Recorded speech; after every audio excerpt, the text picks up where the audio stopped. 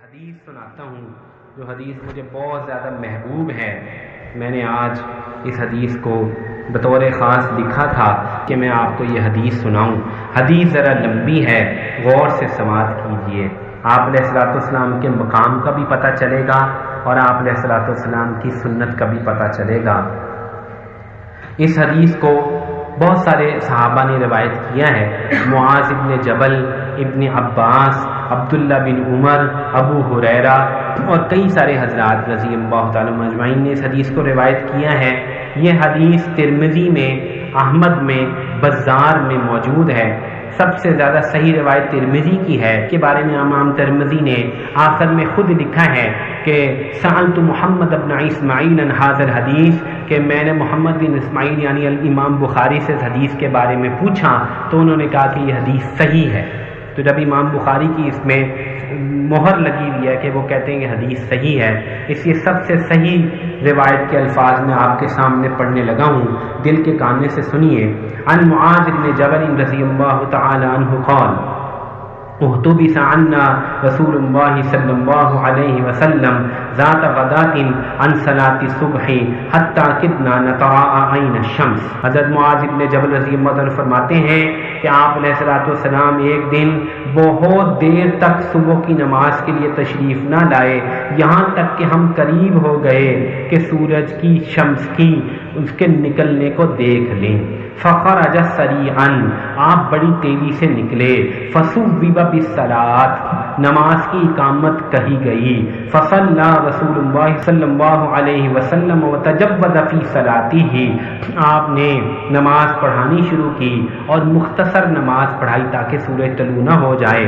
فلما سلم دعا بصوتہ فقال لنا، آپ علیہ السلام نے سلام پھیرتے ہی کہا علی مصافکم کما انتم، جہاں جہاں تم بیٹھے ہو وہیں بیٹھے رہو۔ ثم انفتل الینا، پھر آپ ہماری طرف متوجہ ہو گئے۔ ثم قال، پھر آپ نے فرمایا اما انی ساحدثکم ما حبسنی عنکم الغداۃ، اب میں تمہیں بیان کرتا ہوں کہ آج مجھے کس چیز نے صبح نکلنے سے روک دیا۔ انی قمت من اللیل فتوضأت، میں رات کو اٹھا، میں نے وضو کیا۔ وصلیت ما قدر لی، اور میری جتنے مقدر میں نماز تہجد تھی میں نے پڑھی۔ فنعست فی صلاتی فاستثقلت، مجھے نماز میں اتنی اونگ آئی کہ میری آنکھ لگ گئی۔ فاذا انا بربی تبارک وتعالی فی احسن صورت، تو میں نے خواب میں اللہ جل جلالہ کی زیارت کی بہت ہی خوبصورت اور احسن شکل میں۔ فقال یا محمد، اللہ تعالیٰ نے فرمایا اے محمد، قلت لبیک ربی، میں نے کہا اے میرے رب میں حاضر ہوں۔ قال فیما یختصم الملأ الاعلی، اے محمد ملأ اعلی کے مقرب فرشتے کس بات کے بارے میں بحث کر رہے ہیں، جھگڑ رہے ہیں آپس میں۔ قلت لا ادری ربی، میں نے کہا مجھے تو نہیں پتا۔ قالها ثلاثا، اللہ تعالیٰ نے 3 دفعہ مجھ سے یہ پوچھا اور میں نے تینوں دفعہ یہ جواب دیا کہ مجھے نہیں پتا کہ ملأ اعلیٰ کے مقرب فرشتے کس بات پر اس وقت بحث کر رہے ہیں۔ قال فرأيته وضع كفه بين كتفي حتى وجدت برد أنامله بين ثديي فتجلى لي كل شيء وعرفت، تو اللہ تعالیٰ نے اپنی کف مبارک میرے شانوں کے 2 کندھوں کے درمیان رکھ دی، یہاں تک کہ اللہ تعالیٰ کی انگلیوں کی ٹھنڈک میں اپنے سینے کے اندر محسوس کرنے لگا۔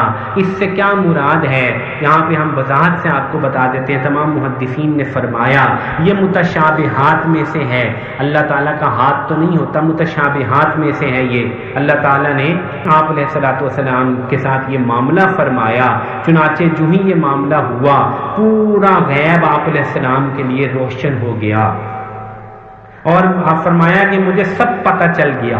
مسند احمد کی روایت میں ہے کہ زمین و آسمان کی ساری چیزیں میرے لیے کھل گئیں۔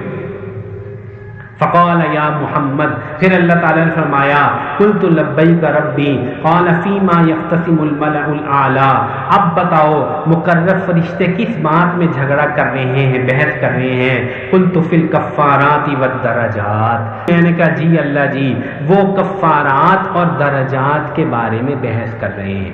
کفارات سے کیا مراد ہے؟ وہ چیزیں جس سے گناہ معاف ہوں گے، اور درجات سے وہ چیزیں جس سے درجے بلند ہوں گے۔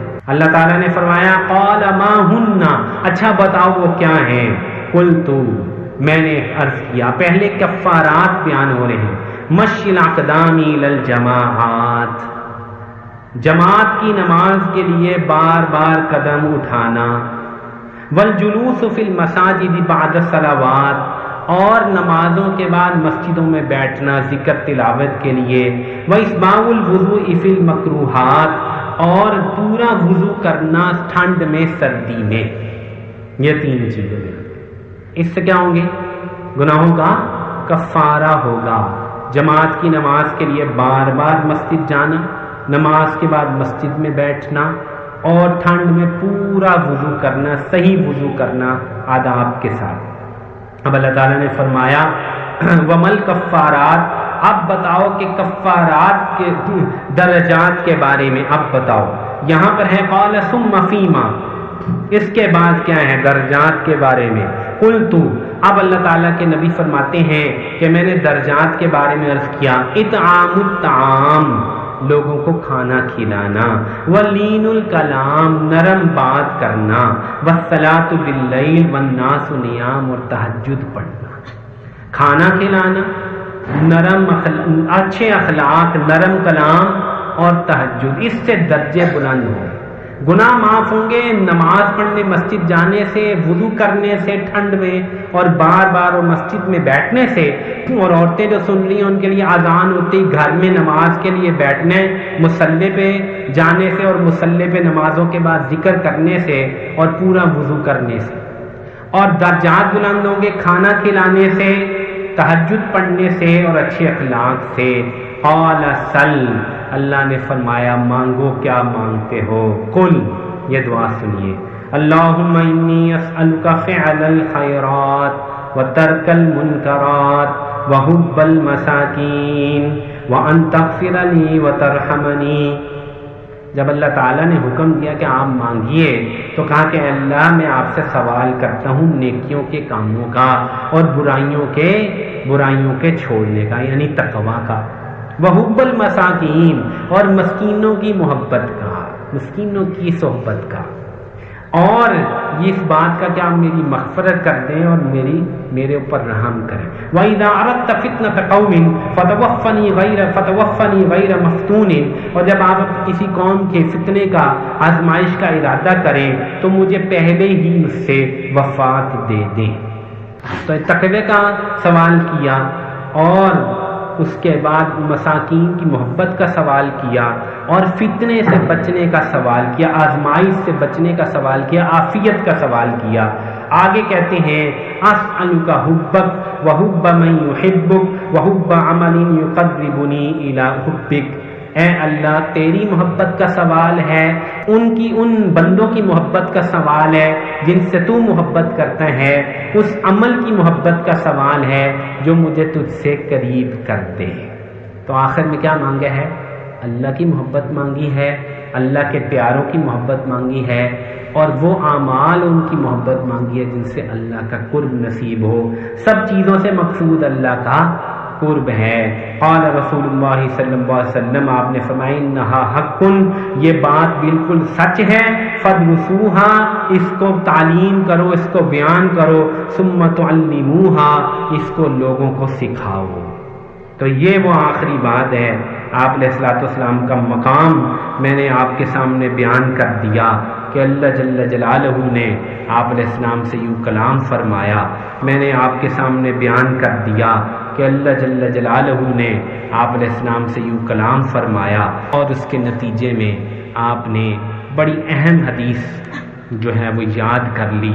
اس دعا کو یاد بھی کیا کریں، اس دعا کو مانگا بھی کریں، اور اس سے سمجھ لیں کہ رسول اللہ صلی اللہ علیہ وسلم کی یاد، رسول پاک صلی اللہ علیہ وسلم کا تذکرہ، اس سے مقصود آپ علیہ السلام کی اطاعت ہے، اور آپ علیہ السلام کی اطاعت میں سب سے بڑھ کر نمازوں کا پڑھنا ہے اور مسجدوں میں جانا ہے، اور سب سے اعلیٰ ترین چیز وہ اللہ کی محبت ہے۔ اللہ تعالیٰ مجھے اور آپ کو اپنی محبت نصیب فرمائے اور ہمیں اپنے حبیب کی محبت نصیب فرمائے۔ وآخر دعوانا ان الحمد للہ رب العالمین۔